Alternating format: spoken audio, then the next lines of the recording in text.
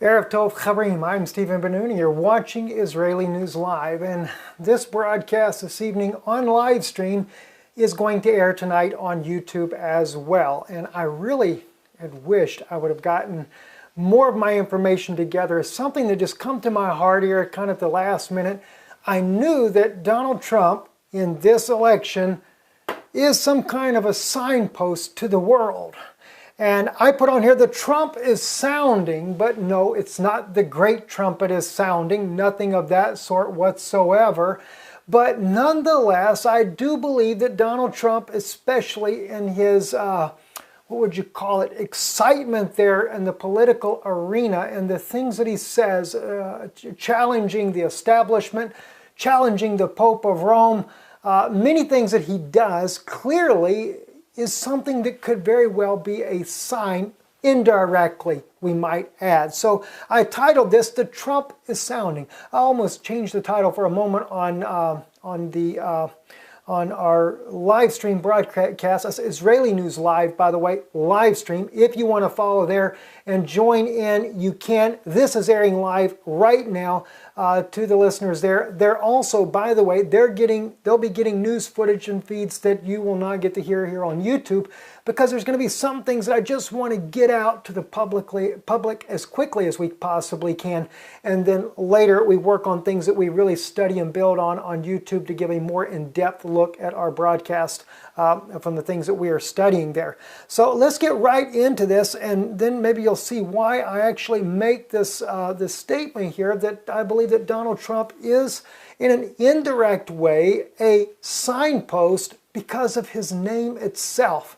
But his name is referring to a trump or a trumpet as a letting us know what is about to happen in the world's political stage today. If we go to 2 Samuel chapter 15, beginning with verse 10, but Absalom sent spies throughout all the tribes of Israel, saying, as soon as you hear the sound of the trumpet, then you shall say, Absalom reigneth in Hebron.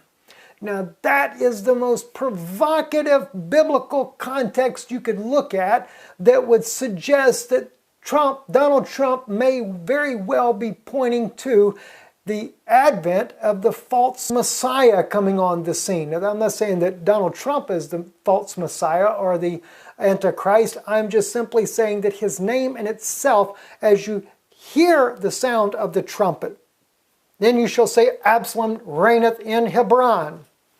Now, I really believe that eventually the ultimate desire for the Antichrist is to reign in Israel. But Donald Trump, his own name, as he is sounding in this election, may be telling us that we are at that door. Remember, Absalom, this is David's own son. His name in Hebrew, Avshalom, my father is peace, rises up against his own father, overthrows his own father. David, who is a type of the Mashiach, the son of David, Ben David, would be the true Messiah. But now notice, the son of David we look at is being Yeshua today. But Absalom is also a son of David, is he not? But it wasn't, God was not looking at Absalom to take David's place. He was not looking at Absalom to be the Mashiach. He wasn't looking at this at all. He was actually prophesying of the coming of the true Messiah, Yeshua himself, that would come on the scene. Jesus, as many people know of him today around the world. All right, so what is it? Absalom had given order, as soon as you hear the sound of the trumpet, then you shall say, Absalom reigneth in Hebron, a false Messiah. And it looks like perhaps that Donald Trump is leading up to a time period when they are going to bring on the false Messiah, the Antichrist, to reign in Israel. Notice what John Kerry said the other day about to the graduates there at the university there, and I forget exactly where that was there, but anyway, up in the northeast part of the country, the United States, he made the comment there at the commencement speech there for them to prepare for a borderless society. Okay, so they're getting ready. They're making the world ready for this. Now, look at the rest of the scriptures. And when Absalom went went 200 men out of Jerusalem that were called. They went in their simplicity and they knew not anything. See, it's all done secretly. And Absalom sent for Ahithophel, the Gileonite, David's counselor, from his city, even from Gilo, while he offered sacrifices. That's another important thing, and I wish I'd underlined it, and as I was building this up, I'm looking at the time. I even backed this live broadcast up a little bit, but I was wanting to put in the Temple Institute and what they're doing now, offering sacrifices, another signpost of the false Messiah coming, the Antichrist himself coming. Because why? While he offered sacrifices, and the conspiracy was strong. For the people increased continually with Absalom. And there came a messenger to David, saying, the hearts of the men of Israel are after Absalom. And David said unto his servants that were with him at Jerusalem, arise and let us flee. For we shall not else escape from Absalom, making speed to depart, lest he overtake us suddenly and bring evil upon us and smite the city with the edge of the sword. You see, David was a true type of Yeshua. And I've shared this with you guys many times. He crosses the Kidron Valley. He weeps over Jerusalem and says, how often I would have hovered you as a hen would her own brood, but you would not, just like Yeshua did. Now, he doesn't use the word the hen would her own brood, but he wept over Jerusalem just like Yeshua did. He crosses the river Jordan, going to hide out. Yeshua crosses the river Jordan, spiritually speaking, and he says to his men he will not return. At one point, after he's gone for a long while, he sends back word. He has two witnesses there. He says, get the people in one heart and one mind, and then I'll return. Same thing Yeshua is going to do. Get the people in one heart and one mind. Let me tell you something. You can't get the people in one heart and one mind with the Jews and the Christians. You can't get it with Old and New Testament. You can't fulfill Bible prophecy of the two witnesses with all the nonsense that people are coming up with. And God, as my judge knows, friends, I love you guys. Many of you write me, you're my friends, and I love you dearly. And I don't mean that in a bad way. I'm just simply telling you, you can't have the two witnesses die in the streets of Jerusalem. You can't have their resurrected bodies coming up. You can't have judgment without two witnesses, friends. You know, the Bible had in Levitical law, God had given the commandment that an adulteress could not be stoned without two witnesses. And God is going to stone this earth. He's got to have two witnesses to come and do it, friends. And those two witnesses have got to be rejected. Notice they brought two false witnesses against Yeshua. Notice in the time of Moses to the Pharaoh of Egypt, he had two witnesses, Moses and Aaron, that go before the Pharaoh. Pharaoh had his two witnesses, two false witnesses, James and Jambres. And according to the book of Jasher, that was Balaam's own sons. Wow, man, this is interesting, I'll tell you. Anyway, and the king's servants said unto the king, behold, thy servants are ready to do whatsoever my lord the king shall appoint. Didn't Peter say the same to Yeshua? Oh, we're ready to fight. He tells him, put away your sword. It's not what I want. It's not what I come for. He said, could I not call 10 legions of angels right now and my father would fight for me? It's supposed to happen this way. That's why David, when they wanted to cut Shimei's head off, David said, let him alone. The Lord told him to do this. It's all types and shadows, right? All right, now watch what here. 2 Samuel 15:16. And the king went forth and all his household after him, and the king left 10 women, which were concubines, to keep the house. Remember the 10 virgins of, not Revelation, but of the New Testament there? 5 are wise, 5 are foolish, but they're all virgins. They're all representations of Christianity. But 5 were wise. They had oil in their lamps. The 5 foolish had no oil in their lamps. But nonetheless, they are virgins. The concubines here that are left behind, 10 of them, and David tells them, he leaves them there to do what? To keep the house. You see, the Christian believers are there to care for his people. And I know, even after I did this video this past week here about who are the Jews, in light of the fact that my black brothers and sisters, not all of them by no means, but there's a major movement saying that the real Jews are the black people in America that are the descendants of the slavery. My brother, sister, I beg you, that's not scriptural. I understand you say because of the curse. That's just like where many of the white supremacists out there say that you were cursed with your skin color because of what happened to one of Noah's sons. This is nonsense. Come on, wake up, you guys. You're further along than that. If you are part of the house of Judah, then you need to be back in Israel. Because the house of Judah, according to Zechariah 12, is going to be in their homeland. They're there in the homeland. Why? Waiting to take responsibility for their sins. This is what Daniel says in Daniel 9 when he talks about their iniquity will have an end. See? They got to reconcile their iniquity. There's no reconciliation yet. Yes, Yeshua died. Yes, Yeshua paid the price. But the reconciliation has not happened yet.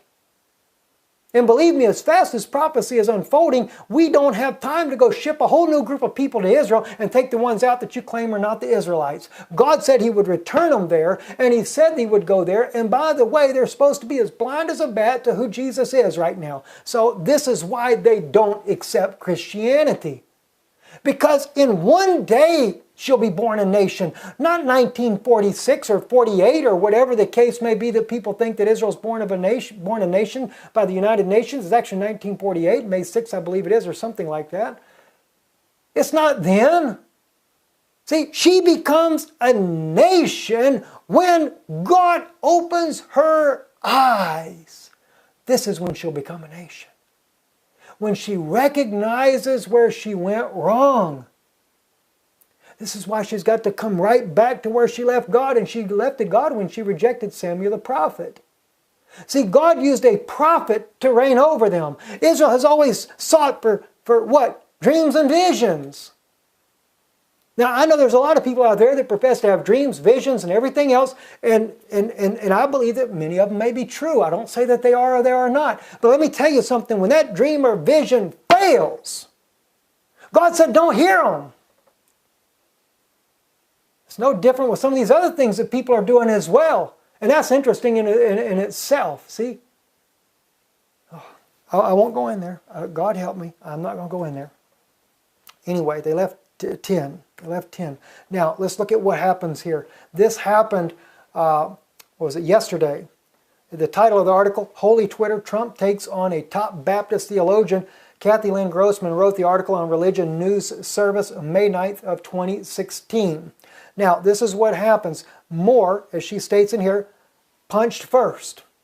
Outspokenly, never Trump from the get-go. He ramped it up this weekend with an op-ed in the New York Times, an appearance on the Face of the Nation. Moore called Trump's campaign reality television and moral sewage and face the nation. Now, I don't watch reality TV. I don't watch TV at all. We actually have a TV in our home, but the nice thing is it's not in English, so for me it's kind of out to begin with, but I never have. I just don't care for television. I scan news and that's about it. So I don't know what Donald Trump does on his television program, and for me it doesn't really make any difference. See, I don't really care about which politician says what, but the point is, as I say, he throws the first punch. Now, what happens next? Same article, Trump says Russell Moore is truly a terrible representative of evangelicals and all of the good they stand for, a nasty guy with no heart. Now, I think his comment is very interesting because a lot of people are throwing Donald Trump under the bus once again, saying he is attacking the evangelical community. He's not. He's going after one guy that threw him under the bus, and he's making a comment back. Now, here's what Moore says, sad. And then he tweets back to Donald Trump, 1 Kings 18, 17 through 19, which states, now he doesn't put that on there, I put that on there, and it came to pass when Ahab saw Elijah that Ahab said unto him, art thou he that troubleth Israel? And he answered, I have not troubled Israel, but thou and thy father's house, in that you have forsaken the commandments of the Lord, and thou hast followed Balaam. Now therefore send and gather to me all Israel unto the Mount Carmel, and the prophets of Baal 450, and the prophets of the groves 400, which eat at Jezebel's table. Now, no doubt, Mr. Moore, the head of the Baptist convention there, is referring to Donald Trump as following Balaam and forsaking the commandments of God. But in all respect, regardless of either one of these men, I'm going to tell you just like it is, the shoe's on the wrong foot. The true guy that is following Balaam, that troubles Israel, is not Donald Trump. It happens to be Mr. Moore, along with a whole other line and list of people there that support the Vatican's agenda.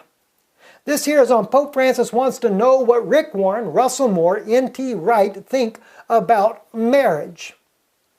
The trio were invited to offer Protestant perspectives at the Vatican Conference. This was on Virtual Online, November the 3rd, 2014. And believe me, Mr. Moore made sure he attended there. But this is what he does say. He's trying to cover his tracks because he knows a lot of Baptists know better that the Catholic Church is the harlot, or excuse me, the mother of harlots spoken of Revelation. At least some of the old-time Baptists that really still know their Bible. It says, I am willing to go anywhere when asked to bear witness to what we as evangelical Protestants believe about marriage and the gospel, especially in times in which marriage is culturally imperiled. Wrote Moore on why he's going to the Vatican despite his disagreement with the Pope. Well, you may disagree with the Pope on certain things. Pope doesn't mind that. Pope's bringing all his little children back home to their mother. That's the harlots, that is. Now, let's take another look at this. Disgraceful, Donald Trump blasts Pope Francis for taking a shot at his faith. Of course, we all know this. I've just talked about this recently, how this happened on February 18th of 2016. Now, let's just look at I need to highlight this for you so you can kind of understand where I'm going with this. A person who thinks about building walls wherever they may be and not building bridges is not a Christian, the Pope said, after a 6-day visit to Mexico. This was according to the New York Times. Trump fires back. This was all done in the media there. Pope would wish a President Trump, if and when the Islamic State were to attack the Vatican, for a religious leader, the Pope would wish for a President Trump, if and when the Islamic State were to attack the Vatican. Now he goes on to say because he is there to eradicate the problem there in the Middle East.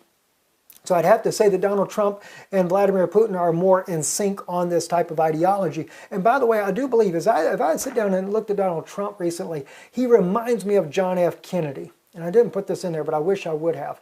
John F. Kennedy was not paid for by the elite. He had his own money from the millions and billions that his father had also made I think they say that they were into bootlegging or something like that. Who knows? But anyway, John F. Kennedy was not easily bought. Even though he was a Catholic boy, he wouldn't do what the Pope wanted to do either, and that's what cost him his own life. And I am afraid because Donald Trump is not part of the political establishment and has financed his own campaign thus far. And of course, everybody throws that in his face, because now he's going to have to get a little bit of help to run the rest of the race here. And quite honestly, why should he have to spend his own money? But he has spent a lot of his own money in financing his own campaign. So because he is the way he is, he's definitely not the guy they want for president. And it's been very outspokenly said, as well as the Pope has made that clear. The President of the United States, Barack Obama, has made that clear. Everybody has said that he's not going to be the president. It just makes me wonder, what are they really up to? Anyway, Trump fires back. The Pope, okay, we already read that. For a religious leader to question a person's faith is disgraceful, Trump said in a lengthy statement. I think that it kind of got under his skin. And it seems like he doesn't care what anybody has to think when it comes to that. So I kind of appreciate that about him, but I don't like the way he is about women, period. I'll just tell you straight up. Because to me, women are equal in the sight of Almighty God. They're not lesser creatures or anything like that, as some people would believe. And I think the same thing with the Muslim people as well. I don't agree with their religion whatsoever, but they're still human beings. And people should care about human beings. In fact, if anything, it's the best time in the world to ever witness to the Muslim people is now, where the opportunity presents itself in a safe manner. Continuing on, Pope Francis on Mount Zion above David's tomb, and this is the point that I wanted to bring. He is crowned here in this picture here, sitting there in Israel. So when the question, or when Mr. Moore sends this thing to Donald Trump, saying that he troubles Israel, but he's not referring to Donald Trump as Elijah. I can promise you that. He's referring to Donald Trump as the man that actually is siding with Balaam and bringing out the false prophets. But it's the other way around, because here is your true Balaam right here in plain sight with his fish crown on, part of that ancient Babylonian tradition, I might add. So here he is, and we've already seen that Mr. Moore has gone to the Vatican to speak as well. So they're siding together. They are together. The Catholic, all the denominations have been coming back. And by the way, I did a video a little while back as well where I showed the images, including the Southern Baptist Convention. All of them had came there to give and bow allegiance to the Pope of Rome when he was inaugurated. This would have been a great time for that as well.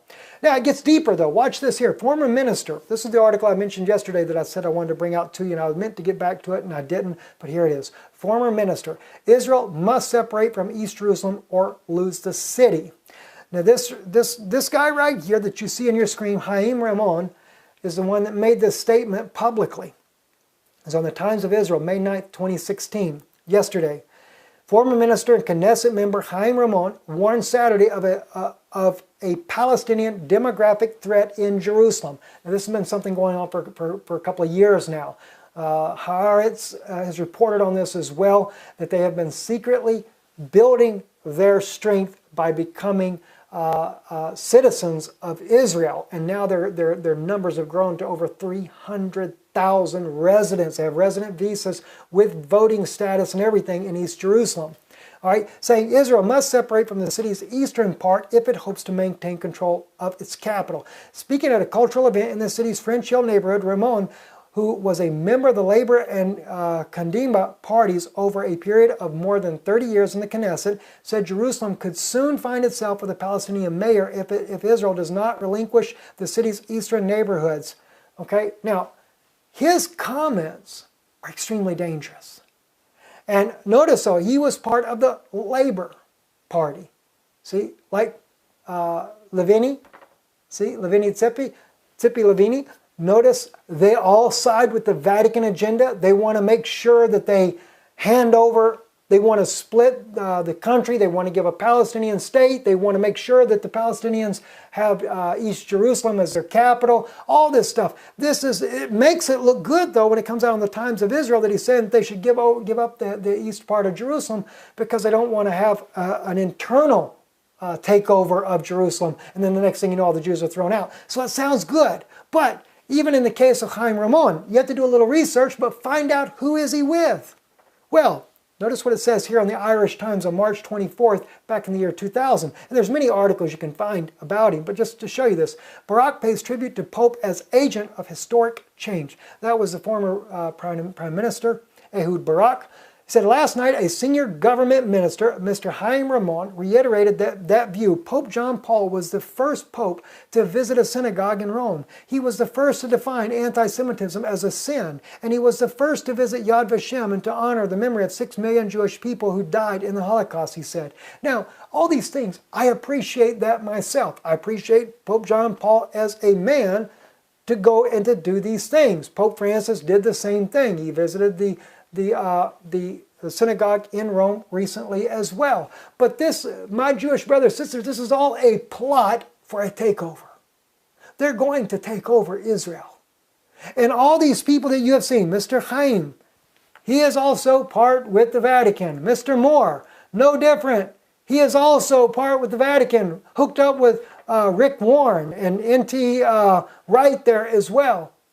This is nothing but a big, gigantic Vatican play to take the Jewish people away. So is there a Trump sounding when we hear Trump's name? A trumpet in that case? I believe that there is, indirectly, but notice what that trumpet was. It was the time where the trumpet that sounded that Absalom said, you would call out that Absalom reigneth. So I think that Donald Trump, even if he's not elected president, even if something they do evil to this man, whatever the case may be, and I pray that no evil comes to the man. I believe at least, he's got some things that it's a heck of a lot better than most of the ones that are out there. But the point is, he may be a signpost to this world, letting you know that the Antichrist is about to reign in Israel. What's interesting is he said, Absalom reigneth in Hebron. Now, remember They got a lot of property. The Catholic Church owns 60% of the land in Israel. 60%.